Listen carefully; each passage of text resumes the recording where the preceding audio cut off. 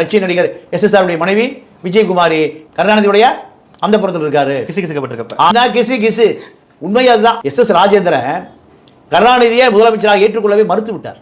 அவர்கிட்ட 25 MLA இருந்தாங்க. கருணாநிதி எம்ஜிஆரிடம் கெஞ்சுகிறார். கெஞ்சின பிறகு விஷயத்தையே சொல்லாம SSR வீட்டுக்கு நான் வரேன், காலையில் சாப்பாடுக்கு வரேங்கிறார்.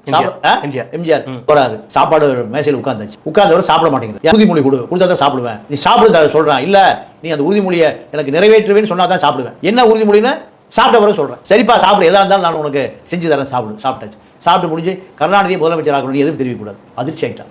கருணாநிதி முதலமைச்சர் நாற்காலி விடவே கூடாது. இல்ல எனக்கு நீ உறுதிமொழி கொடுத்தா அப்படி தான் சாப்பிட்டேன், நீ உறுதிமொழியும் மீறுற, எனக்காக நீ செய்ய. சரி, என்னுடைய நண்பன் நீ தான். ராஜா சொல்ற நண்பன் கருணாநிதிக்காக அல்ல. SSR எம்ஜிஆருக்கு கொடுத்த வாக்குறுதியை மீறாம சரி நான் எதிர்ப்பு தெரிவிக்கல, கருணாநிதி முதலமைச்சராக. SSRம் எம்ஜிஆரும் போட்ட பிச்சை தான் திமுக ஆட்சி, எம்ஜிஆர் போட்ட பிச்சை தான் அண்ணாவுடைய ஆட்சி. இதான் வரலாறு. இதெல்லாம் தெரியுமா லூசு ராஜாவுக்கு? யார்